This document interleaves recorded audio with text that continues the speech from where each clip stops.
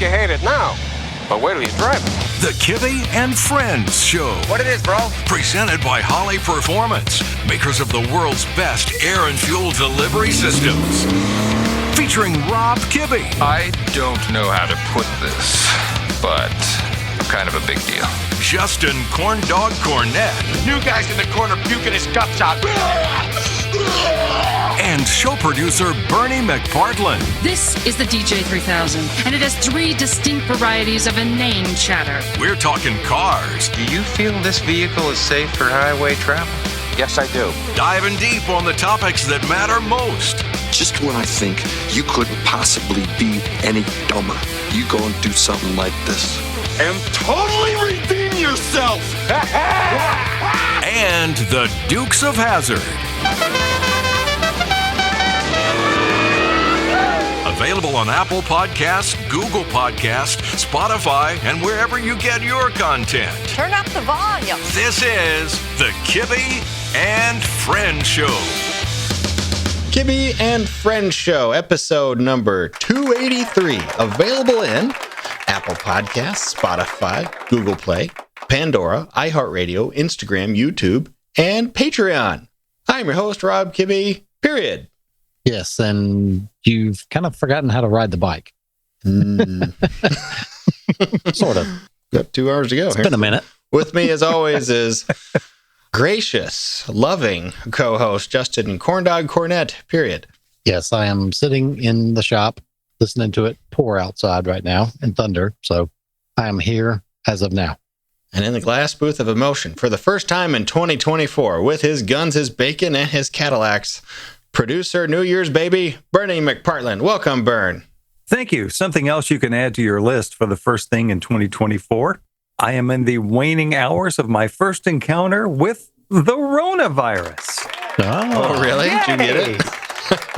It wasn't as bad as I thought it was going to be, but we were taking down Christmas lights on New Year's Day, like you're supposed to. And that afternoon, my throat started getting a little sore, kind of like right down in that area there. Just to be fun and secure about it, we jumped in the car and went up to the clinic, and yep, you got it. So I haven't been out of the house about 7 or 8 days. I've got some pent up frustrations, and I intend to take them out on both of you tonight. Oh, joy. Do you still have your smell and taste? I do. The only thing I taste the medicine that they give you. It's kind of an aluminum sandpaper-ish metal flake taste. That's probably actually what it is. Was it labeled Reynolds brand wrap or a 3M product of any kind? Did you have to get it at the Home Depot?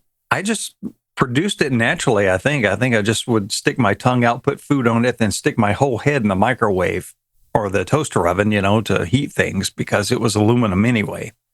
Well, welcome to the wonderful world of COVID, Bern. Thank you. Yeah.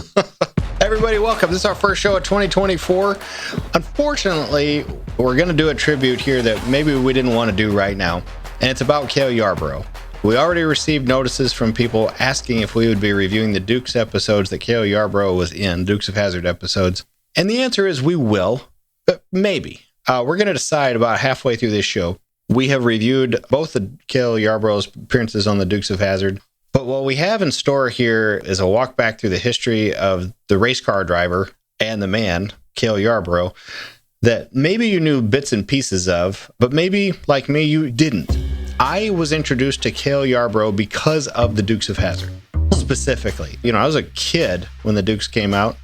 He was clearly a real race car driver, but that was all I, as a kid, knew. I knew him from the Hardee's commercials on TV. Yep. He was Cale Yarborough, the figure. Wasn't a real person, and I knew nothing about his real racing career other than, bits and pieces here and there. But that's coming up later. We might review parts of the Dukes episodes he was in, or our man Bern may make this a 5-hour episode and just play the old reviews afterwards. I don't know. We'll see when we get there. But Cale died on New Year's Eve, 2023. So we wanted to do that here. And that's how we're going to kick off this year. But don't worry, it's going to be quite fun. So that's coming up. This is your automotive and pop culture break from reality. We are back for a whole new year. Holley is back for a whole new year. And we have a lot of stupid for you for a whole new year. We have much in store. We're going to be doing lots of dumb stuff together. I'm just curious. So today, right now, we're getting our first winter storm of the year. Like the news people are saying, for the love of God, don't go outside. You're going to die. And we go now live to our 78-year-old reporter in our 2016 Ford Fiesta cruising the streets of Iowa with the live cam. I know if it bleeds, it leads. Bernie, you were actually in real media, and it's just such a chuckling joke to go to like the smoking hot reporterette out on the corner, just getting blown away by a blizzard to make sure you know how bad it is. That's what happens when you come from Lufkin, Texas, or someplace in lower Mississippi, and you make it to a top 5 or 7 market. That's what they do. They put you out on the street. You get to do the overpass shots, with the freeway down below about traffic, or you get the weather assignments and things like that. And depending if you survive that, depends on how well you move up through the organization. Then you get to do the weekend anchor job and send the next little girl or little boy out to do those assignments. So it's funny. It's within the system, and everybody knows it, and everybody loves it. Is it raining there? You guys have probably got storms. We had storms throughout the day today, and storms, I mean, just a little thunder in the air and then rain. I've since gone outside and waved my arms and sent that all towards Corn Dog. And it has arrived as of this evening. It's rolling in right now. I don't know if you can hear it, but it's a lot of sheets of rain and gusts of wind and thunder. And so thank you, Bernie, for that. Well, as we record this, it's the college football championship. Yeah. Michigan, Washington. Corn Dog, what's your pick right now? I haven't really closely followed either team, but just for the heck of it, I say Michigan. I think so, too. I don't know by how much. Who knows? It may be a flip-flop upset, too. So I'm going to say it's a 2-possession win. 2-possession win by Michigan. Yes. Okay. Sounds good. Bern, you follow the college football ranks pretty closely. What's your pick? I'll pick anal bum cover for 200, please. That's the Bernie I was looking for. Bern, you were probably more focused on the Golden Globes last night, being the newsman that you are, following the trends, the industry, the entertainment. Absolutely not. I was binging Roadkill. Okay. Well, did you guys have a good Christmas? How about that? Good Christmas, good New Year's? It has been almost 4 weeks since we recorded our last publicly released show. And then obviously right before the week of Christmas, we did our Patreon show. But did you guys have a good Christmas, good New Year's other than COVID? Everything was good here. We traveled a little bit, not as much as we normally would. It all worked out good, and the weather was decent then, unlike now. So I was able to get some jobs done around the house and a little bit out here in the shop. So it was good having the time off. Well, Bernie, I can tell you about the Golden Globes. Here's what you need to know. Best actor was, I think, Cillian Murphy. Maybe it's Killian. Did you guys see the movie Oppenheimer last year? No. Yes. You did? He was Oppenheimer. Okay. I wanted to see it, never got to see it. Robert Downey Jr. won Best Supporting Actor, also in As he should. Yeah. Best Actress was Emma Stone. I don't remember what the movie was that she was in. Stone's throw away. You're now up to speed on the Golden Globes. I did not see Barbie, and that's the important thing in this whole conversation. Didn't see Barbie. Both of my You daughters lie. watched Barbie on vacation. We went on a trip of a lifetime. We went to France and Spain. I don't know that we'll ever do anything like this again. This was a goal I set a long time ago. I had promised my wife a trip to Spain when she was still in college, 23 years ago. And you're finally fulfilling the dream. Finally made good. These are expensive to do, and it took a long time to save up for something like this. But it was well worth doing, and the whole family went. Here's what we did, if you guys are curious. We flew from here to Paris to get the deal on the airfare. Flew to Detroit, sat in Detroit for 9 hours. 9 hours straight. Took a 6 a.m. flight to Detroit, sat there, then caught, I guess, the 5 o'clock flight to Paris. Flew to Paris all night, got into Paris at 7:30 in the morning local time. Way dark in Paris, and my phone did not work. Not in the slightest. And then after monkeying with that for 45 minutes in the airport, finally got it to work, which is good because I didn't know what to do without it. Then we spent 3 days in Paris. Let me just tell you what you need to know. The pastry is better than advertised. Man, it is delicious. And the Diet Coke, this goes for not just Paris, but all of EU. The Diet Coke sucks. It is terrible. And it's not even real Diet Coke. First of all, you can barely get a Diet Coke. If you can find it, it's called Coke Light. It's in a silver can, and it uses Splenda instead of aspartame. So like some good for you sweetener versus the poison one that we all know and love. And then if you go to a McDonald's, and we went to one, you can get Coke's Sans Sucre, which means Coke without sugar, which is basically Coke Zero. Again, I don't want Coke Zero, but after a while, you take what you can get. Otherwise, we had a wonderful time. We went to the top of the Arc de Triomphe. We did not go up the Eiffel Tower. We did not get matching berets with our names on them. I can tell you that having watched European Vacation when I got back, pretty accurate. Yeah. Pretty spot on. After a while, you know what your family doesn't want to do? Appreciate where they are. Nobody gives a damn. Can we just go home? We got one beret. We have one kid who has to eat gluten-free. That was hard to do. The language barrier wasn't too big a deal. In Paris, we used the metro there, but it's the subway. We use that to get everywhere. This was the coolest part. We took the train from there to Cannes, like Cannes Film Festival, Cannes. Mm-hmm. It was the high-speed train for most of that trip. So, like, I think it's going about 130 miles an hour, maybe. That's pretty cool.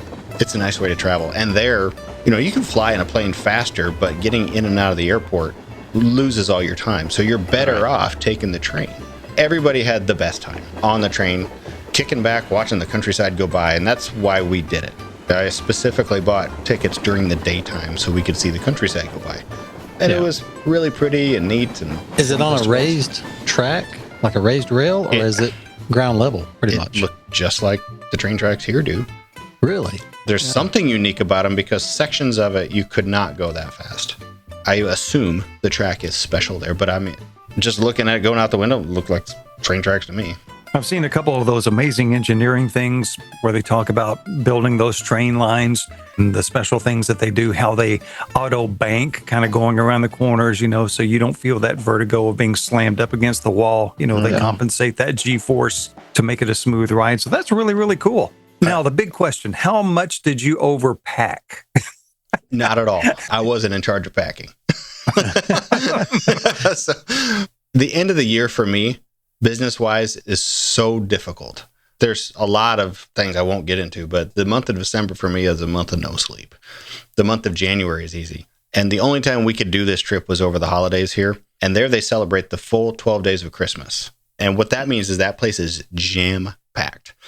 We left Paris on New Year's Eve, but they had an extra 90 cops lining the streets by the Arc de Triomphe just to take care of any obvious terrorism, you know, threats and things like that. But as far as overpacking, no, we each had a carry-on bag and we each had a backpack. And that's it. We did not buy hardly anything souvenir-wise. We bought one beret for one kid, a sweatshirt for one kid, a big scarf for one kid. My wife got a bag, and I got a Christmas ornament. Oh, and I got a great big wool sweater that here will probably win an ugly sweater contest next year. But I just thought it was the awesomest thing. And I got it like at their version of a Kohl's. It was 40% off. Clothes there was are it cheap. Sold as a ugly sweater, or was it? No, it's very fashionable. They did not have one in my size. So I tried one on like in a large, and it was like European fitting. It was just glued to me, and I'm like, I'm not wearing that. So I got the next biggest one. We went to a city called Narbonne, which is in southern France. What a beautiful place. We went to Monte Carlo. I drove the hairpin. Yeah. Most of what I know from Monte Carlo is from the movie Herbie Goes to Monte Carlo, but good enough for me. Dallas and I got to check out all the exotic cars. I'm not into Ferraris and things like that, but it is cool when you see them out there driving. I saw a 275 GTB just rolling down the road. Somebody was just driving it on New Year's Day. That was probably the coolest car I saw on the whole trip. I've never even seen one in person, much less driving. What was the weather like, though? In France, about 50 degrees and raining. Overcast the whole time. But never pouring rain like what you're probably getting right now. Just mist, and then here and there, it'd splash on you. We spent a lot of time outdoors, though. We went to a Christmas outdoor pop-up market. That was really cool. It's kind of like the state fair, but just for Christmas stuff. You can get mulled wine, which is scalding hot red wine. And I mean scalding, like burn your ass scalding, but it is delicious. We got to ride on a Ferris wheel. We rode bumper cars, Christmas-themed bumper cars. And it's kind of like carny rides. The whole thing is temporary, but it's fun. We finally figured out they had like one guy who was a slammer who worked for the carnival because he would stay in a car and he would never get out in between rides. His job was to drive around and keep hitting people. And that was really fun. I did rent a car. So I got a car to go from Cannes down to Barcelona. And my hope was to get a stick shift car. Oh, that's all I wanted. I just want a stick shift. And all they had in a stick shift was a Fiat 500. And like in broken English, the guy basically said, "Here's what I got. Are you sure that's what you want?" Family of five. I'm telling you, we were traveling light, but he looked at our luggage like we had like packed our house. And he goes, "It may not fit. I don't think we'll fit. Would you like a Suzuki?" What he gave us was a Suzuki Swace, which is a Toyota Corolla wagon. It's labeled Suzuki, but I'm telling you, it's a Toyota everything. And it was an automatic. Drove that to Barcelona, drove into Barcelona, drove down sidewalks in Barcelona that are old streets, and I parked it in an underground building. I didn't want a car in Barcelona, but it was cheaper to keep the car and park it for 3 days than it was to return it early. I don't know why it worked out that way, but that's how it worked out. We stayed in downtown Barcelona. The Holiday Inn? It was called the Ramada. Mercer Barcelona. I don't know. It was Barcelona, old school Barcelona. America's Cup. I guess it's the yacht race. You know, when you see it, that's coming next summer. And there's so much construction going on to prepare for that the city was really shut down. I ended up going up La Rambla twice, which is a street at nighttime where you can find hookers and johns. Lots of hookers, lots of johns. What flavor of prostitute do you want? We got them all. The only way to get to our hotel was to go up that street, then hook a ride and go down this other street, get off, drive down a sidewalk. But Google Maps kept trying to take me the wrong way. And I ended up missing my turn down the sidewalk. And I had to go up La Rambla again. And halfway up La Rambla was a store that sold pancakes on a stick in the shape of a dick. And it was at the stop sign. So all of my kids, like when they saw it the first time, "Oh, that's so funny, ha ha ha." And then when the second time, they knew it was coming. So they were looking for it. And there's a chocolate one. You can get a chocolate dick on a stick. The second time you stopped and bought one, right? No, I had the doors locked. Like, we're not getting out on this street ever. Like, we're not even walking here in the daytime, much less coming here at night. Roll them up. Found a couple YouTube channels that were very, very helpful for me to kind of plan the trip. Other than book the places to stay and the transport to get around, that's all I had done. Laura had kind of put together a map of what she wanted to see. We only had a couple of reservations in advance. One was for the Arc de Triomphe. We went to the top of that. And then we took a river cruise, kind of like a touristy cruise where they have a tour guide that's explaining to you what you're seeing, but you can also listen to it on your headphones.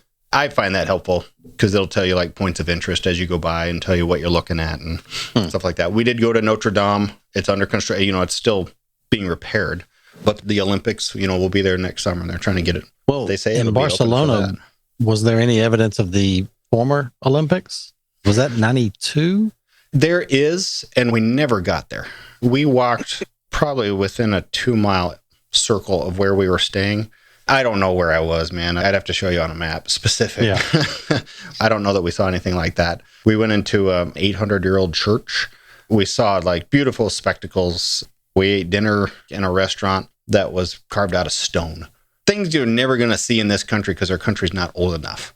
Right. You know, stuff like that. Again, I don't know if we'll do anything like that ever again, but it was pretty cool. I can tell you that it was good to get back to the United States. I was ready for English. I was ready to not be in metric. And I thought you guys would like this. This is from Saturday Night Live. This is about the founding of the country. This is Washington talking to the troops and preparing them for the future. It really resonated with me. So, General Washington. Sit, please. You need your strength for the fight ahead. We fight for a country of our own, a new nation, where we choose our own laws. Here, here, said sir. Choose our own leaders. Yes, sir. And choose our own systems of weights and measures. Let's confess, it feels a little complicated, sir. Why not use meters and kilometers? We will, soldier. but only in certain unpopular sports like track and swimming. For popular sports like football, we will use yards. Football, sir? Yes, it's a sport where you throw a ball with your hands. So in football, there is no kicking? There's a little kicking.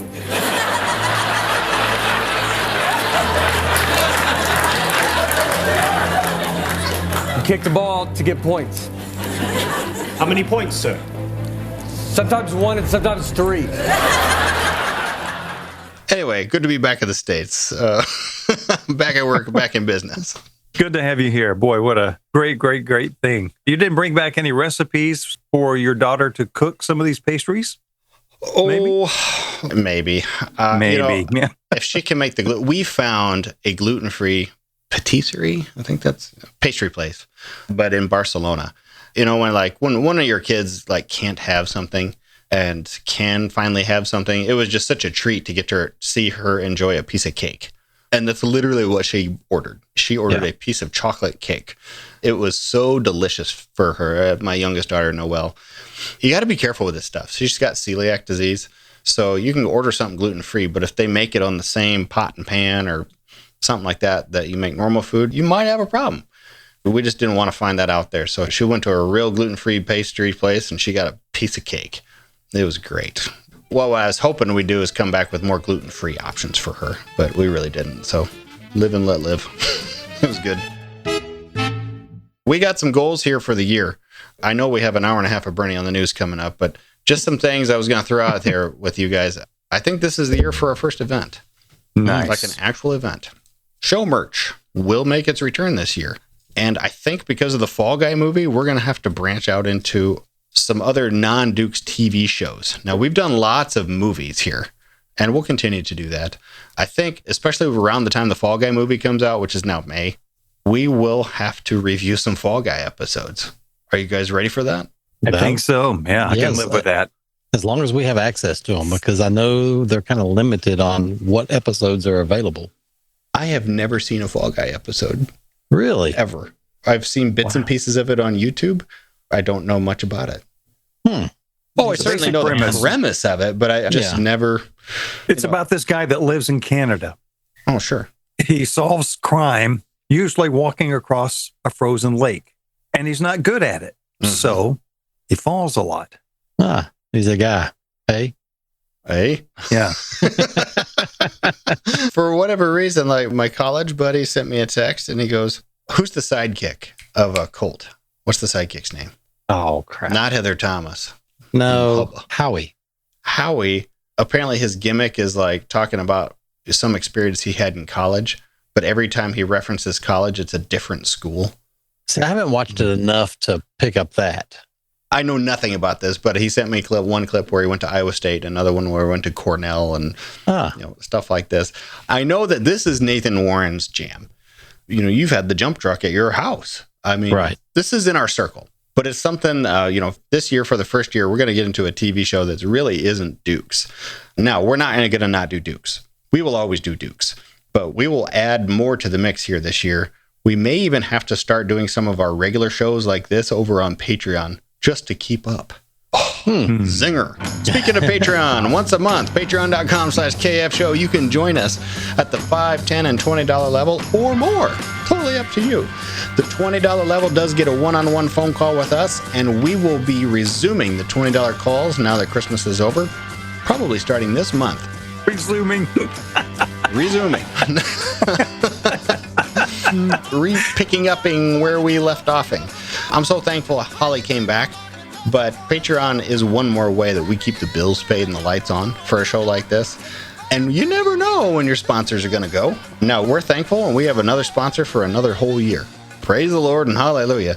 But Patreon that's bread and butter money here. Now, this past year, we used $4,000 of it, though, for Toys for Tots. That's the kind of audience that we have here. It's an amazing place. We hope that if you haven't joined us there yet, please join us on patreon.com/KF Show. We do special shows there just for you guys. It is really, really, really fun. Something we're thankful to get to do. But again, we may have to start doing a few regular shows just over on Patreon to keep up, especially if Nathan Warren starts chiming in with help. for fall game episodes. Absolutely. It's like taking on another employee. Almost. It's a lot. Now, I know that, Bernie, you probably have a lot of pent-up needs for Bernie on the news. Let's just cleanse our palate quickly with a quick game of a celebrity birthday. This will just take a second. You each get one. Now, this is a new way. We've never done this before. Brand new game here, Bern. I assume you've got the right music going. There are either 3 or 4 points possible. You got to give me the name, the reference that it's from, and their age. If there's a car reference in there, though, you got to tell me that, and that's worth 2 more points. God, it's complicated. I need a spreadsheet for these things. And you got to keep track of your own stuff because I don't do that. All right, who wants to go first? Me, so I can lose, and let's get on with it. Okay. All right, Bern, let's see here. This is a 42-second clip. Good luck. Yeah, no. Show you the money. Not show you. Show me the money. Show me the money. Yeah. Louder. Show me the money. That's it, brother, but you got to yell that shit. Show me the money. I need to feel you, Jerry. Show me the money. Jerry, you better yell. Show me the money. Show me the money. Do you love this black man? I love this black man. Show me the money. I love black people. I love black people. Who's your motherfucker, Jerry? You, my motherfucker. What you gonna do, Jerry? Show me the money. Congratulations, you're still my agent. That all come through, Bern? Again, that's your only one. That's your only shot here. Did you catch the reference? Bern, just for fun, we'll start with the reference. What was the reference? The reference was the movie Jerry Maguire. Correct. And it wasn't Tom Cruise. It was the other guy. Who was the other guy? I knew you were going to do that. It's Cuba Gooding, Jr. Is it Cuba or Cuba? Cuba. Cuba. Don't you dare call him Cuba in front of him. He'll hurt you. How old is Mr. Gooding, Jr.? I'm going to say 51. 56, so he missed on that one. And was there a car reference in there? The car reference. Yeah, because Tom Cruise was in Days of Thunder. No, not going to work. No. Over to Corn Dog, where Corn Dog is about to crush you. All right. Because I would have sunk big time on that one. Here we go. All right, well, we're still under a caution. I want you to back out on that track and hit the pace car. Hit the pace car? Hit the pace car. What for? Because you hit every other damn thing out there. I want you to be perfect. Go on, go. Interestingly enough, Corn Dog, not Tom Cruise. Did you catch the reference in there? What was the reference? Yeah, I could see his. This is definitely Days of Thunder. Correct. Already got 1 point. Can't think of his name. Just like the other movie, not. I could see his face, and I'm terrible with names. Historic actor. I do this every time with this guy. I can see him, and I love him. Saw him in a weird Christian golf movie over the weekend. I'm drawing a blank on the name. His first name is the same as my first name. Robert, crap. Yep. Robert Duvall. Perfect. There we go. Moonwalking backwards. Was there a car reference in here? Most definitely. Quite You a few win. cars. Win. Yeah, you are the winner. Oh, how old was he? You already won. Well, how old is he? let's go with 80. Would you believe 93? Wow. Yeah. Yeah, I would believe that. I saw Robert Duvall in a great movie this weekend. I have the DVD and I have it DVR'd. If you've never seen Secondhand Lions with Michael Caine and Robert Duvall, it is a magnificent film. You really should see it. Not to spoil it, but don't they die at the end by flying a plane upside down through a barn? Yes, they do. At like age 98 or something like that. They really lived. I've been following this guy on Facebook. He actually found one of the city Chevrolet Luminas. He got the black and green car. And he just recently, I mean, it's kind of all rough looking. Did he pull it out of the woods? Probably so. And he actually went by the barn that they used for the shop, where they built the car. And he parked the car there and had a photographer come out and take photos. And wow. But he just posted that he found one of the Hardee's cars. So now he's got the two of them, and they both look rough, like they've been sitting out in the weather for 30 years, which they have probably. That's pretty interesting, though. Cool. Speaking of Hardy's cars, that's coming up in the second half of the show when we get to the Cale Yarborough stuff. Okie doke. I could go on and on with other things I'd rather talk about here, but thanks to National Parts Depot, the next thing we got to do is sponsored again. Up next is the award-winning, self-proclaimed 2024 Best of the Best, Bernie on the News. This is where newsman Bernie McPartland stands and shouts at clouds and expects you to listen. I guess it's important. Maybe it's okay. Who would know anyway? He pays himself on this segment. Take it away, Bernie, on the news. News sponsored by the staff at National Parts Depot, serving us in the hobby now in their 48th year. Now that we flipped the old calendar over, they have flipped their support one more year for us, and we are so grateful.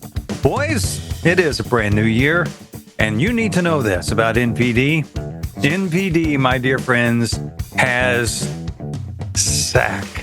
Now, before you run down to the studio and protest, let me tell you SAC is an acronym, and SAC stands for this: Selling Authentic Car and Truck Kindness. Kindness, I tell you. This time of year, we're supposed to be kind to everybody, even Ryan Brutt. So it follows that we should be kind to our car projects as well. So this month, why not order and then open a sack full of parts for yourself or your friend's project, or cash in that Christmas gift card. Yeah, don't sacrifice quality on your next project or your current one. Start your parts exploration today, I say. 800-874-7595 at npdlink.com. They find, they source, they stock the best. There is a difference, and they got the goods. What was the acronym again? SAC, S-A-C-K. Selling Authentic Car and Truck Kindness. Is the truck in there somewhere? SAC? Yeah, Selling Authentic Car and Truck Kindness. Oh, okay. I thought it was SAC. No. What do I know? Well, Hydrogen Power Friends is in the news, and there's some government money coming into play very soon, but it does come with a bunch of production rules. It's another word that means government regulations. Now, this is mainly for big industries right now, like steel plants, cement plants, heavy transportation, maybe trucking, maybe some rail later on, maybe Corn Dog's truck when he's hauling parts from the swap meet. That's heavy transportation. There's going to be a 60-day public comment included on this in heavy industries, so I think heavy transportation has got to include monster trucks. So I figure first in line with that discussion is going to be our pal Mike Copeland. I'm sure. There's some movement in hydrogen as another source. That's good. I forgot to mention this. In Paris, so BMWs look like BMWs and Mercedes look like Mercedes. And then all the common man cars are these little, ugly, two-seater, unwanted, disgusting sounding whatevers. But the Toyotas look like Toyotas, except this one that I could not place, and I looked it up. Have you guys heard of the Toyota Mirai? M-I-R-A-I? You can have it in Europe, and you can have it in California. It's actually a good-looking car. It's used in Paris as a taxi. It is a hybrid hydrogen car. So instead of a gasoline engine with a battery hybrid setup, it's hydrogen. It's honestly a real sharp-looking car. And there it was just used as a taxi. But yeah, made me think of Copeland quite a bit.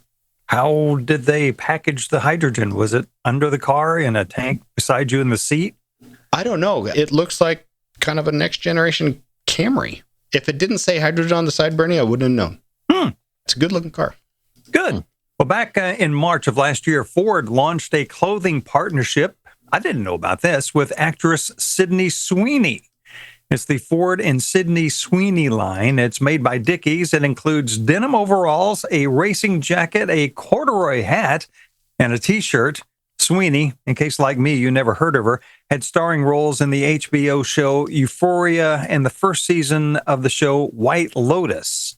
By the way, she grew up in a family of mechanics in Spokane, Washington. She documents on TikTok her restoration of her own 69 Ford Bronco. Now the gift-giving season is over. That's a little late, but I guess birthdays and everything, you can buy some Ford apparel. Okay, here's one. Courtesy of the website, thedrive.com. Forgive me, I'm going off blanket here just a bit. Here's the story of a dealer greedy who was selling some brand new shiny toys. But he got busted by the web when they found him screwing over one of our military boys. Good enough. Good enough. Thanks. Okay. This is so twisted. Okay, a dealership in Mississippi, and as long as it's going to be, this is only the highlights. So there may be some color commentary afterwards. A dealership in Mississippi sold one of the last call Dodge Challenger SRT Demon 170s to one of our service guys. Okay? Standard fare. They made a deal to get the car. Then he had to skedaddle. He had to deploy out on his mission. The car was F8 green, had a specific list of options. Life goes on. Meanwhile, the dealer sold another car, another SRT. This one not in F8 green, but in triple nickel. But oops, they sold a car they couldn't get. And they couldn't get it because that car had been sold to somebody else before they actually realized it, I'm assuming. So when that buyer showed up for the triple nickel car, the dealer pulled the old Griswold on him. I know what must have happened. It didn't come in. But we do have this green car, if you would like. So basically, the dealership blew off the deal to the serviceman and sold his car to these guys and got busted for it. Now, I mean busted. You know the kind of busted when sisters find out that they're dating the same guy? This kind of busted. The story goes all the way up to Dodge Corporate. They found out about it, and Daddy Kuniskis made it good the best way that he could. Now, the shortest way to fill all this in is to tell the story that Dodge took a 170 that was earmarked for a dealer that earmarked a bunch of cars for exceptional dealers in this final deal. They took one of those cars. It was black, I believe. They painted that car F8 and built it up just like the serviceman's build sheet. Dodge is going to sell the car to the serviceman at base MSRP without the $50K markup that the dealership in question already had on the car, and without the extra markup they were going to make when they did the bait and switch with the other guy who wanted the second car. All's well that ends well. By the way, Jay Leno heard about this. He's going to be in on it and help deliver the car when the serviceman picks up his F8 170. Yes. That's a mouthful. I did not know any of that story. So remind me, what did the serviceman order again? Okay. He ordered an F8 colored SRT Demon 170. Oh, he did order one set. For some reason, I thought he had just ordered like a F8 RT or something like that. No, he got the whole banana. And the problem is that they were limited production. They've ended the production on this particular car. Yes. And so the simple thing would have been Dodge just step up and say, okay, well, we'll just build you another one. Well, they're not building them anymore. They don't make them. They checked inventory across the country. There was not another one. And the guy that took possession of the car, he wanted to do right, so he wanted to get the car back to the owner, but, he's already been driving it and thrashing on it and whatever. And so he's kind of like, I appreciate it, but, the dealership needs to do something. And then that's when Dodge stepped in. But that's actually a local dealership here in town. I've heard all sorts of stuff. It's all like pretty much firsthand. So the come on down to Slap and Tickle Dodge. The dealership, they have it's multiple pretty big. dealerships. They started here in Texas. I believe he started in Houston, as a matter of fact. Yeah. Because they're all over the place here. And so I didn't know that they had actually migrated over the state lines and done that. So that's even more disappointing. They have 2 Dodge dealerships here in the Jackson area. They've got a couple, 4 dealerships, Chevrolet, everything. I guess the CEO of the dealership company flew in, fired the general manager at the dealership, fired the salespersons, fired 3 people on the spot this past Friday. And so they brought in another guy that had worked there, and he actually left. He didn't click really good with the general manager that just recently got fired. He knew his stuff. And this actually, the guy that's now the general manager, he was the one who filled out the order form for the serviceman. So he's trying to do everything that he possibly can to make everything right. But there again, he took the sale and, he since quit or left or whatever. I don't know his reason for leaving, but they got him to come back, and now he's the general manager. The car is actually back at the dealership in the showroom right now, the car that was sold, the F8 green car. So they're not selling it, and there's rumors of that they're going to auction the car off once the dealership gets whatever they've got out. Then they're going to, everything that's over that amount, donate it to a charity, whoever the military gentleman wants it to go to. That's awesome. There's been talks of that. So I know people at the dealership. It's been pretty interesting. Or you did. Oh, yeah. No, I didn't know any of the people that got fired. I know some of the techs, people within the dealership. Corn dog connection. I will admit I got a little lost in the daisy chain there. Did the F8 green car that got sold in the first place, that one stayed with the owner who got it? Is that right? No. Triple the nickel dealership has it back now. The first guy that got that purchase it back, or why do they have it back? I'm not sure. I think Dodge probably stepped in and said they ended up getting him the car that he was supposed to, he ordered the triple nickel car. They didn't get him one exactly like it, but he wasn't real particular on what he got. I think he got a white car with maybe red interior, but it was optioned out better than the car that he even ordered. It worked out to be a pretty good deal for him. He hated that it happened to the servicemen, so he was willing to help and, cooperate in any way that he could. So the car is currently, as of today, it's back at the dealership. The guy that actually got the car, he came in from 8 hours away to pick up this car. Yeah. And the triple nickel car, and it wasn't there. And so I don't even know where he's from. When does the serviceman get his car? I don't think they've said that yet. But it's going to be... Obviously being deployed, it's going to be a little while. Like you mentioned, Jay Leno's going to present the car to the gentleman at Jay Leno's garage. When is Dodge resuming production of Charger and Challenger and apologizing for canceling them? Who knows? But yeah, they're now calling this car like a one of one because they plucked it out of the already 40 cars that they had sitting aside, and they're building it back to the exact spec that he wanted his first car. And so they call that a jailbreak, when you can special order, whatever combination you want. It's like a, custom order. So it works out good for him in the end, but it just sucks that it happened the way it did. Bernie, in 30 years, for our final episode of Muscle Car Place, we'll feature this car as it goes to Mecum. I was just thinking that's going to be a whale of a story when that thing eventually, and it will cross the block at one of the auctions. It's going to be something else. So that's awesome. Good for Tim. Good stuff. Is this to death or something? He's come about the reaping? The pop culture section, the Kibbe and Friends study of dead people and other fun facts. You thought the news was long? Wait for this. January 5th, 1914, in pop culture, Henry Ford gave us the $5 an hour daily wage. That's good for them. The bad thing is, Corn Dog and I have been there ever since. $5 a day work level. And we do love it. Into the death toll. December 20th, we lost racing legend Don Schumacher. I'm sure you read about this by now. It was just in November of 2022 that Schumacher got the NHRA Lifetime Achievement Award. He was inducted into the Motorsports Hall of Fame of America in Daytona Beach in 2019. In May of 2013, he was added to the International Motorsports Hall of Fame in Talladega, also invited into the International Drag Racing Hall of Fame in 2007. Schumacher was 79.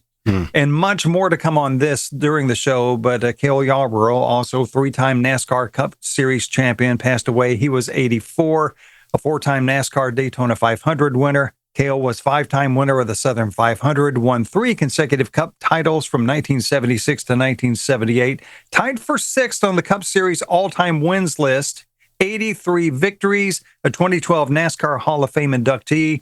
Yarborough in his career led over 31,500 laps. Much more of that coming in the show. He was 84. Also dead, and the hits just keep on coming. David Soul from Starsky and Hutch has passed. He's the other John Schneider in our midst. He was actor and singer, had an album out for a while and a hit song.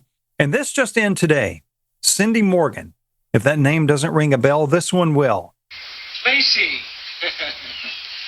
Bishop Pickering, Dr. Beaver, this is my niece, Lacey Underall. Lacey's mother has sent her to us for the summer. Must be a nice change from dreary old Manhattan. Lacey Underalls from Caddyshack has passed. 69. What are the odds of that? Seems nice. Very appropriate.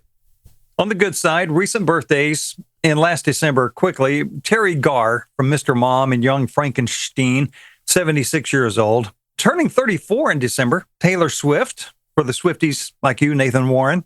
Graham Chapman from Monty Python, not with us anymore, but celebrated a birthday on January 8th. 1941. Elvis Presley, January 8th, 1935. Celebrating 68 years driving Rob Kibbe's Forever Young Charger, actor Mel Gibson, actor Anthony Hopkins, 86. And musically from Led Zeppelin, celebrating John Paul Jones, 78 years old.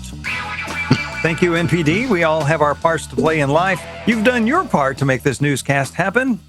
That's your news. John Paul Jones. So in November, my friend Kylie Jones' father passed away. And his father's name was John Paul Jones.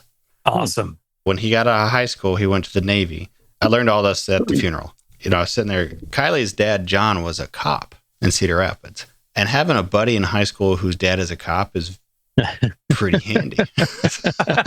It was a favor that we used and abused, in fact.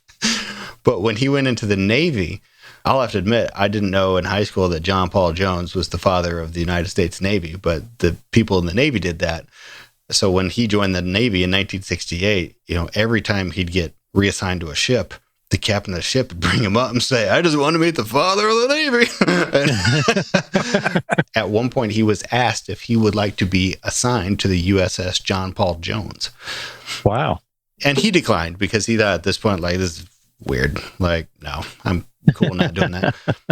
But I, to this day, do not think of John Paul Jones as the father of the Navy. I think of him as the bass player for Led Zeppelin. Yep. Just for exactly what you said there. So, good news, Bern. Wasn't as long as I thought it was going to be, but I culled it down a little bit. Got to save some for next time, you know. That's what she said. Here's some news for you. I can't wait for this to not be new. 1 week from today is the Iowa caucus. And I'm going to go and I'm going to vote and get this sumbitch over with. This text just in, and these will not stop. Would you like to hear some of my texts? Sure, yes. You would. Robert, we wanted to make sure you saw this. Nikki will be in Waukee tomorrow night at 9:30 a.m. and wants to see you there. RSVP here. Free pizza involved. Okay. You didn't read the donate now button. I think they try to get you there first. Would you like to hear another text? Sure. How many would you like to hear? Join Ron DeSantis and guest Chip Roy and Thomas Massey at McDivitt's Indoor Sports Pub. We'll hit balls, watch football, and drink beer. Doors open at 12:30. Click here to reserve your spot. Hit balls. And drink beer. Back to Nikki Haley. Nikki Haley two-faced her entire career as a politician. She admitted it. You can watch here. The structure of it is really amazing. Iowa starts it. You cannot change personalities. Nikki has no convictions. So you'll get Nikki is good, Nikki is bad. Ron DeSantis will drink beer with you. Vivek Ramaswamy. He is bringing the truth to Iowa. This Friday, meet Vivek and see why he is earning support and gaining momentum as he embarks on 6 different stops across the Hawkeye State. And right there, Vivek, no vote for you. You lost my vote. That's the wrong school for me, Chuck.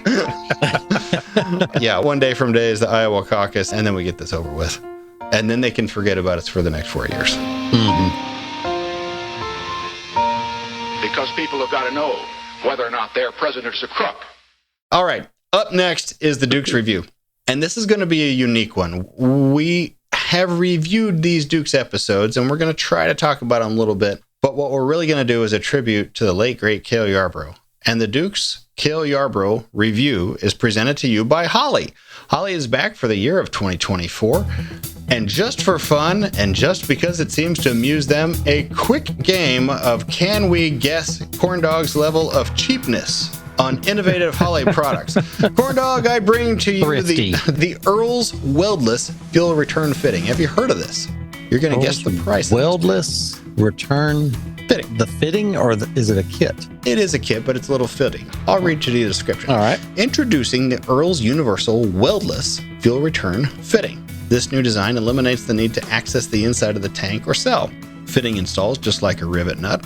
Just drill a hole, install a return tube, install the fitting with the rubber washer, tighten the bolt.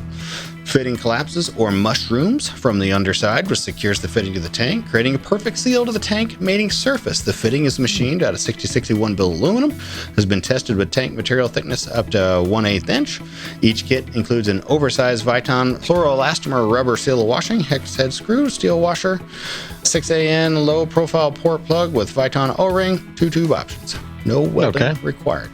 This is the fitting that you put in to run your return, but you don't have to weld this fitting in the tank. You just drill a hole. Right. So this is just for the tank. It's not a whole hose kit and everything with it. It is the return. It does come with a couple of pieces of hose.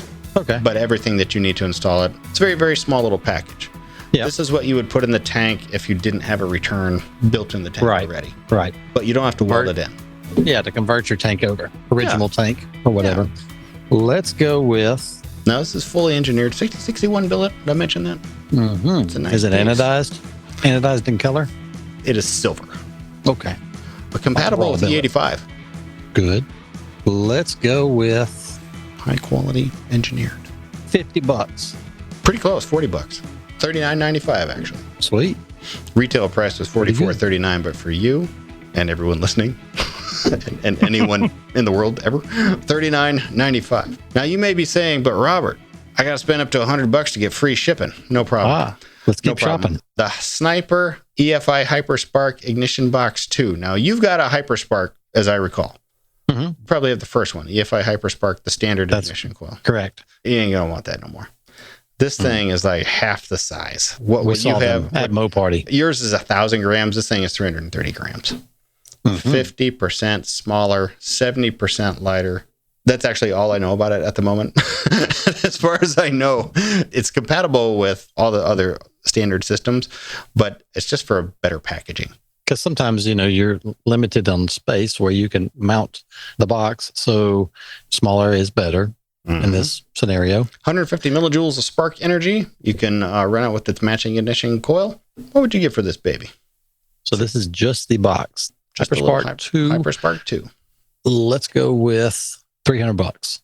Quite close. $329.95. Yeah. I couldn't remember what the original ran. Probably more. Probably so.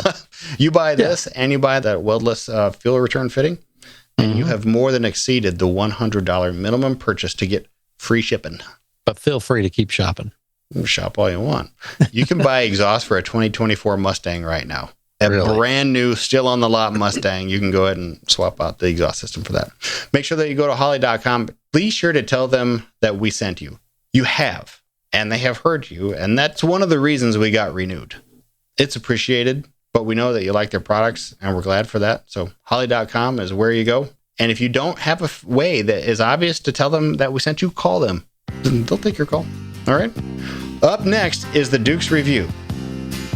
Just a good old boy, never meaning no harm. Now, there's 2 episodes that Cale Yarborough was in, and we have reviewed them both already. The first was Season 2, Episode 7, titled The Dukes Meet Cale Yarborough. You guys remember this one, right? Of the 2, this is definitely my favorite. One of my favorite overall Dukes episodes. Original air date November 2nd, 1979. Teleplay by Bruce Howard, William Rayner, Miles Wilder, Ron Friedman. Story by Ron Friedman, directed by Ernest Pintoff. The second episode he was in the final season of The Dukes, Season 7, Episode 9. Cale Yarborough comes to Hazzard. All miniature stunts except one with a Malibu. And this one... Not Cale's fault, though. Written by Len Kaufman and Miles Wilder, directed by James Best. Original air date, November 23rd, 1984. So 5 years later, Cale comes back again. Here are both show previews right here. Hazzard County becomes a racer's dream, but for Cale Yarborough, it could be a turbocharged nightmare. Cale Yarborough. These good old boys all right. We ain't never gonna find Cale Yarborough. Greed. We're in trouble, cuz. Hang on. I'll take the flag. I'm gonna adopt you too. We got him.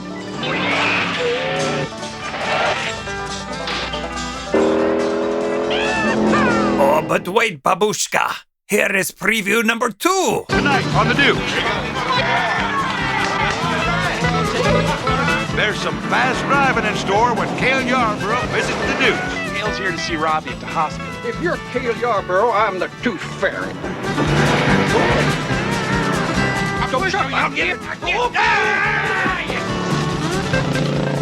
Nobody will get hurt. You're going to have us a nice talk about racing. Yes, sir.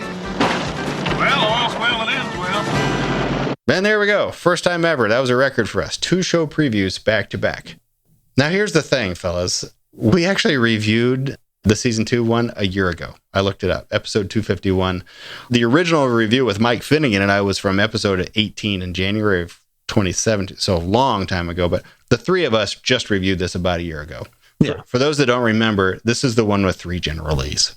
It's such a classic episode. It's the first time that you see a General Lee on screen that's not a General Lee. Cale Yarborough is testing out a white Dodge Charger with vector rims and no push bar, but it's a General Lee.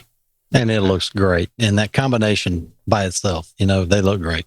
They have to dupe the Jethro brothers throughout the episode, and they do so by tricking Roscoe and Boss and everyone by having 3 General Lees, all painted up identically. One is the real General Lee, one is Cale Yarborough's painted white, and one is a clunker that Cooter had out back of his shop. And they do a bait and switch, and this one goes this way, and this one goes this way, and this one goes this way. And they steal or find a way to smuggle out Cale Yarborough's special turbocharger out of town. Yeah. Other than the Cale Yarborough part, the rest of it is stupid. But it's a wonderfully enjoyable episode. And I'm not planning to review the whole thing right here with you. But between this episode and the one we'll talk about here in a second, I love this episode. Truly love it. Mm-hmm. When I went to the first Dukes Fest, where I met you at Cooter's, who was the guy there who had a replica of the white Cale Yarborough car? I think. Was it for sale then? Because I didn't think he was selling it. It was maybe it wasn't. Danny Naismith, I believe. I had never seen anything before like it, and it was so cool. And he had a Cale Yarborough race suit there with it, and a helmet. The funky looking helmet. Yeah. It was so neat. I remember when he did that car. This was back when the message board was still going. He just found a white Charger, and so he's like, "I'm going to build a General Lee." Do the whole conversion and everything. One of the first things that he had was the vectors. So he put the vectors on, and then it kind of clicked that, hey, this kind of looks like the Cale Yarborough car. And I think if I remember right, then maybe 2 of the panels were not white, like maybe a hood and a fender or something. He's like, you know what? It's going to be a whole lot cheaper to do this than to do a General Lee.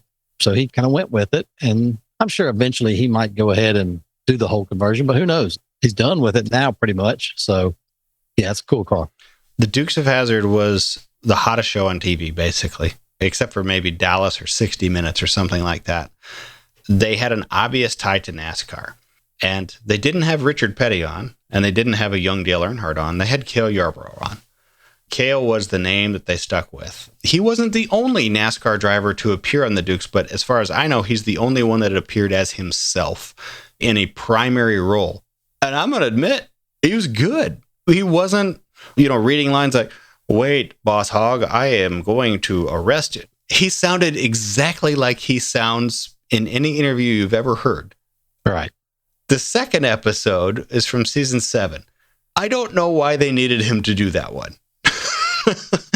Bern, did you watch that one? I did watch that one, yes. It was kind of cheesy in itself, but I don't know. Maybe he had like some kind of agreement to, hey, let's come back, or maybe doing whatever they could to try to beef up the ratings. So who knows? They thought, hey, the Cale Yarborough one from way back when worked, so let's do it again. Well, they had a good premise for the show. I mean, it was certainly better than one of these silly Hallmark Christmas movies, where Cale wasn't driving through town and ran off into a ditch and got amnesia and met his high school sweetheart in town. It was much better than that. So the little kid, is a Cale Yarborough fan, and he's sick and somehow makes it through the operation with no bandages or oxygen attached to his head or anything. He's a miracle kid, a really, really strong kid. He was pretty good in it. I did like the episode just because there was a lot of shots through the windshield of the General of cars doing 180s. That was pretty awesome. Kind of level view of that. That was cool. There were some nice shots of interior for picking out detail. And, when we were reviewing season 7 and trying to catalog cars, that was the benefit of season 7, is you got all these little details of how the cars were, basically their final use as a General Lee. But this one was just thick with miniatures. Every other stunt was a miniature. including the ones where the miniature generalies, some of them have blackouts around the taillight, some of them don't. The two bad guys in the episode are Mr. Building. Yeah. and him Al with that White from snarl. Airplane. Mr. Building with that snarl on his face was just kind of over the top. He was trying a little too hard on that one. It's a dumb episode. Tell you what, we're either going to bury these after here or give you some links. But the season 2 one we reviewed was episode 251, and season 7 was episode 223. Those are chocked full of details, including lots and lots and lots of clips. I'm positive whenever I had Al White in there, I played Airplane clips. Positive. I believe you did. Here's what I want to talk to you guys about, though. Do you know Cale Yarborough's life story? Not yet. I didn't. Bernie, did you? I don't know the whole story, no. All right. So Cale Yarborough, you know him as, this Ironman-like person. Just like your description said, he's the first person ever to win 3 in a row in NASCAR championships. Jimmy Johnson was the next person that broke that streak, for what that's worth. That 3 in a row lasted for 25 years, maybe 30 years before Jimmy Johnson broke it. He had the 83 wins. He won the 68 Daytona 500. When did he win the second one? 77? And then he won 83 and 84 back-to-back. In 1983 or 84, he was carrying a CBS onboard panning camera that weighed 60 pounds. And that was the first time you could be in the car and see that shot drive left to right. We see that shot in the Dukes of Hazzard. When they're showing Cale Yarborough race at the end of the season 7 episode, you see that shot panning left to right from that CBS broadcast. I didn't know any of that. I follow Mike Joy, NASCAR announcer Mike Joy on Twitter, and he is a historian of this type of thing. Cale Yarborough was the first person to carry that camera. Now it's just how broadcasting is done. I've seen a video where and it may be the same thing, but it's the in-car view, and he is like, maybe not doing a qualifying lap, but going around the track, and he's commentating, I'm going to go into this turn at this speed or whatever. I've seen this video numerous times. I know what you're talking about. I don't know if that's one and the same or not. He's commentating manhandling a car at 200 miles an hour, but he's just talking. Yeah. Just talking like we're talking.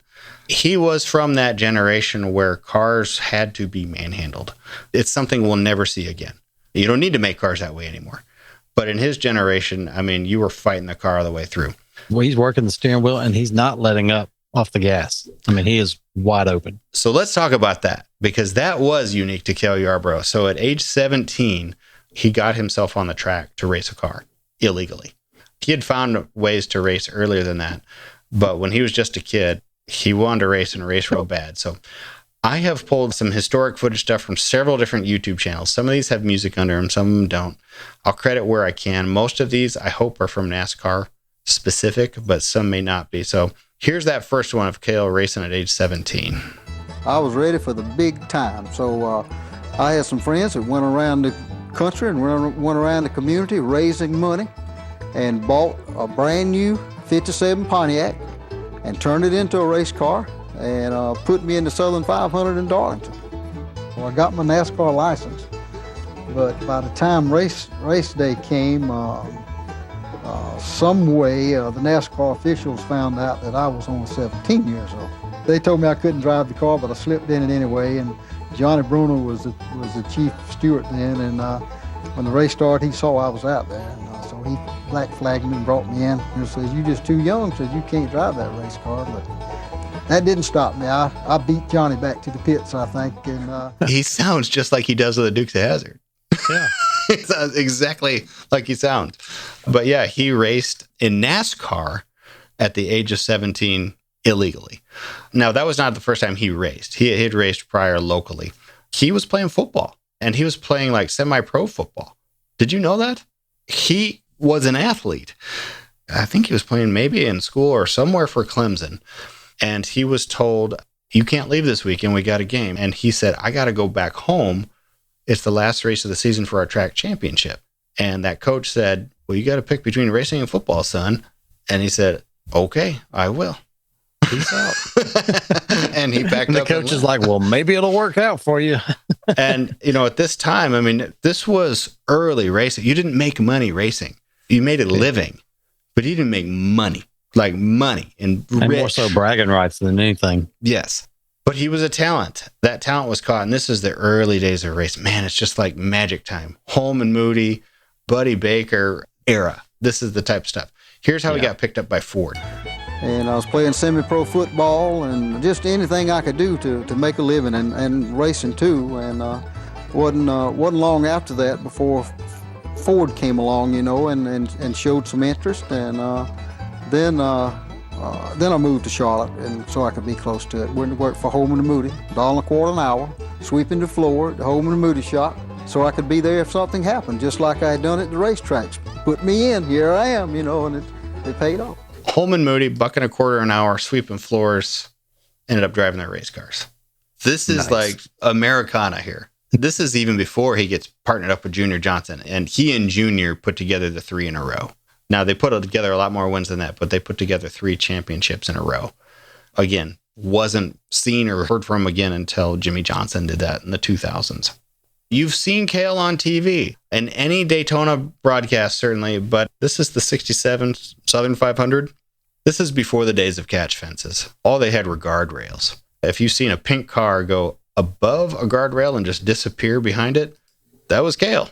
Driving for Banjo Matthews, Cale's daredevil bravado would come in handy in 1965 when he provided fans at the Southern 500 with what has become a thrilling moment in the history of that great race. Sam McQuagg and I were racing for the lead, and we got touched a little bit going in turn 1, and it just got airborne, went completely out of the racetrack. Quite a ride. And it didn't even touch the guardrail. It went over the guardrail, you know, and what is it, 4 or 5 stories, 5 stories down, 8 stories down on the other side of that wall. Boy, I knew when that thing hit, it was going to hit hard. And it did, but thank goodness I came out of it all right. 65, not 67, like I said. He had jumped a car before the Dukes of Hazzard. He really he actually had. Not by choice, though. No, not by intent. I'm going to skip over maybe his most famous run, and that's with Junior Johnson, putting together all his championships. Here's where you saw Cale most. In 1979, the Daytona 500, for the first time ever, was broadcast flag to flag on TV. This is the era of cars. I mean, they could draft each other. They could suck up on each other, but you had to really slingshot somebody. Mm-hmm. And you could get around them, but you couldn't necessarily ever stay in front of them. This is the big Oldsmobiles, right? Yeah, big square Regals. They're bricks. The Dodge, what was Magnums? The Dodge was or the Magnums. Yeah, not like the station wagon Magnum. It's like a big tank Magnum. You had to time your shot, because if you could get around them, you weren't going to stay in front of them. And whenever you watch those old races, you see the car slinging back and forth. I loved like the 76 Laguna Malibus, but this was the big Oldsmobiles. So this race comes down to the last lap. Cale and Donnie Allison are fighting it out. Not Bobby Allison, Donnie Allison. But that name will change here in a second. This is a 2-parter, well worth it. Here's the first part. Speed Weeks the following year produced the race that put NASCAR on the national map, the 79 Daytona 500. It was the first live flag-to-flag TV coverage, and the last lap came down to Cale and Donnie Allison for the win. When it was over, Richard Petty took the checkered flag, and Cale was taking on both Allison brothers in the infield in a fist fight. And it set up just like I wanted for that last lap slingshot, and when I came down to go by him, he came down too, and finally got me off in the dirt at 200 miles an hour, and I had no control over the car, and it came back on the racetrack and tangled us both up, put us both in the wall, and there Richard was a half a lap back and went on to victory lane. Cale got out of his car, and we had a few unpleasant words for one another. And Bobby pulls up on the racetrack apron and says, was I all right? He asked me, was I all right? I said, sure, I'm fine. He said, you want to ride back to the garage? I said, no, I'm going to stay here with the car. Well, all this time, Cale's walking over to Bobby's car, and naturally, I just following behind. And I couldn't hear what he said. I knew that he said something to Bobby, but I saw him punch Bobby, through the window. Well, I grabbed Cale by the arm and spun him around and said, if you want to fight, I'm the cat you need to be fighting with. I was getting ready to leave, and Cale started yelling that it was my fault that the wreck happened. And I think I questioned his ancestry. I was sitting in my car. I had the window net down, but I still had the seat belts on, still had my helmet on. And he hit me in the face with his helmet, not his fist. He had his helmet in his hand. He hit me in the face with his helmet. And it stunned me. It surprised me. I didn't expect him to do anything like that. And I looked, and a couple of drops of blood hit down in my lap, and I said, I got to get out of this car and handle this right now or run from Cale the rest of my life. So I climbed out of the car. With that, Cale went to beating on my fist with his nose. There wasn't a fist fight. There was a little shoving match. Should have been a fist fight.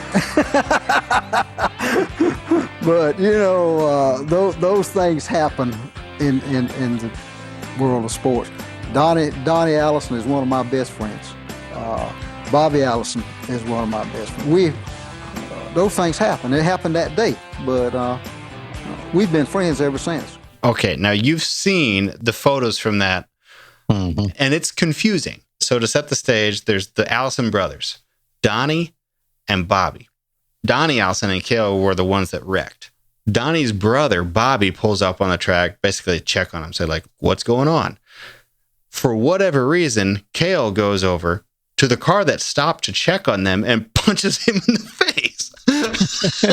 He was still a little loony from when he tagged the wall at 200 miles an hour. Pissed off.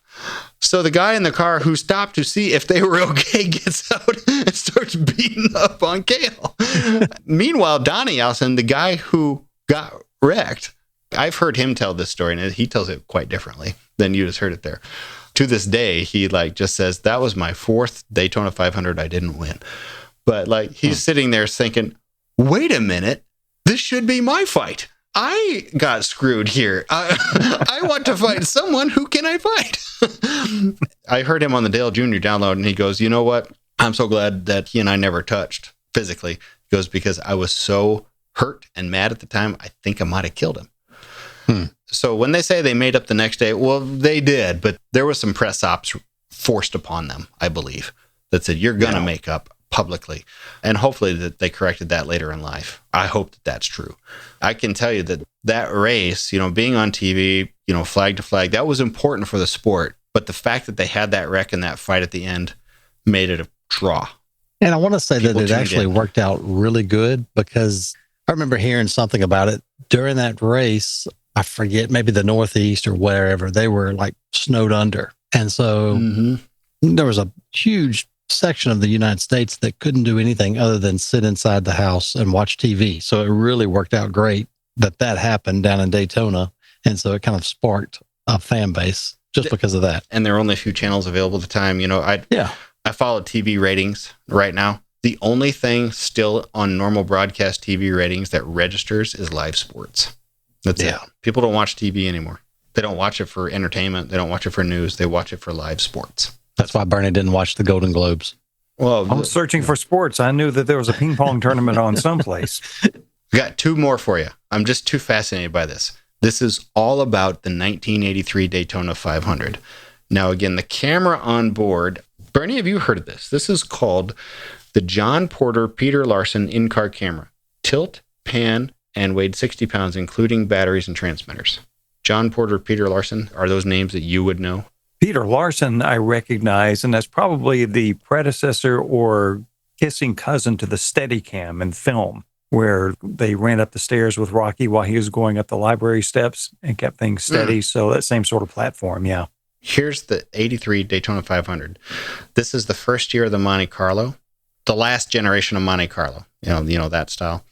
This is the qualifying run that they put together for it. Right before qualifying went out, I walked to the back of it and I beat that spoiler down just a little bit more. It was almost flat anyway. Wind's blowing a little bit today, and it's upsetting the cars a little bit in turn 2, but it's running pretty quick. Cale Yarborough in the Waddell Wilson prepared car number 28 turned an astounding lap. I knew I was running faster than I had in practice. Nobody had ever been that speed at Daytona. Over 200 miles per hour, 200.503 to be exact. I had held back just a little bit, and I knew that the second lap could be better. And on the second lap down the backstretch, the guy said, he's at a clip at 203 mile an hour. And I thought, this is unbelievable. He said he's like at 204. In the second lap, Cale Yarborough trying to go even faster. As soon as I went into turn 3, I felt it getting light.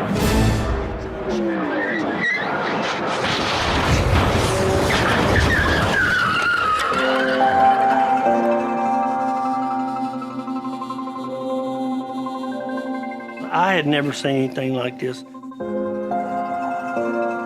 I ran to the car, and Cale was already out of the car. I said, "Is he okay?" And they said, "Yeah, he's okay." He got out. I said, "Was he talking?" And he said the only thing he asked was, "What was that first lap?" I didn't go to the infield care center. I was fortunate. I wasn't hurt. Cale, absolutely a phenomenal run out there. What happened? Just got airborne. The wind got it. Just took it off the racetrack. Can you describe that first lap, though, the 200-mile-an-hour lap? Well, it was a good lap. I just needed another one like it. This is not the generation where they have backup cars, but do you guys know that he won the race? Really? Do you know how he won the race? Would you like to know how he won the race? He jumped out of the car in his underwear and sprinted for it. I don't think anything like this could ever be done again, but a Hardee's provided the answer. I'll play the rest of it. I did not believe it when I watched it first, and I went and checked a couple other places. It's true. It's all true. Okay. He won it in a car from Hardee's. Here we go. We had 2 days to come up with a car to run in the Great American Race. Well, we only had that one Monte Carlo, and wasn't going to be able to fix it. So we knew then we had to get a backup car somewhere. We didn't even take backup cars at that time. It wasn't necessary. And we didn't have the time to build a second car. We had a Pontiac down at the Hardee's store in New Smyrna or somewhere close by Daytona, using it as a show car. I knew that we had no choice but to run that car. The Hardee's people have been showing the car around, and I called my son Greg and told him to try to get to Le Mans to Daytona. So he borrows his friend's pickup truck and an old trailer, and he had it down there the next day for me. I mean, that's the night where you didn't sleep. The crew worked through the night and got the Le Mans ready just hours before Thursday's qualifying race. Not only that, Cale finished third. So I don't believe I've ever been that far down as I was when we crashed that car early in the week, but I didn't do this. The crew did it. They brought this car here. They prepared it. It might have been used as a show car, but it was, let me tell you something, that Le Mans was a full-blooded race car.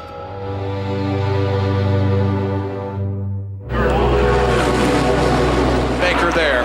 He's got to be looking in that rearview mirror. Cale Yarborough has one thing on his mind right now. Getting by Cale on the last lap would have been just about as hard as trying to hold him off. I look back, it was too late to even try to block. Here comes Yarborough to the inside. Baker gives him room, and going into first goes Cale Yarborough. At the line, Cale Yarborough does it. What a story. It was an historical week. That would never happen again this day and time because everybody goes to the racetrack now with a backup car, just as good as the main car. So that's the story. That's the 83. He'll go back and win it the next year in 84. He won back-to-back Daytona 500s. In the Season 7 Dukes of Hazzard episode, you see a lot of footage from that race that we just listened to. It gets mixed up with other number 28 cars, and every now and then it turns into a Ford Thunderbird, and, it's the Dukes of Hazzard. Could you imagine seeing that go down the road? The truck that they borrowed and an old trailer with a Hardee's NASCAR loaded on the back of it, heading to the track. I mean, that's crazy to even think of. They took a car out of a parking lot. And usually with these show cars, they're former race cars, but they're usually wrecked. Retired, They're show cars for a reason. But they wouldn't put this car back together. He raced another few seasons. And then he did try to become a car owner for a while. I don't think he was highly successful at that. I have other clips that we're out of time to do, but I mean, Richard Petty has stated that Cale Yarborough would drive harder down the straightaway than Richard would in a corner. Every second that he could manhandle the car and go, he would go. Donnie Allison has said that short little man could do anything,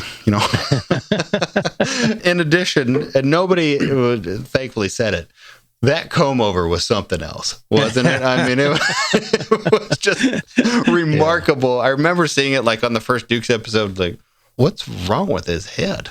And that's what's funny about that 1979 race. The footage that you see of them fighting, his hair is just a mess. Yes. I mean, and you don't ever see him like that. It is fully winged off, but what a man. Taught himself how to fly an airplane. Self-taught.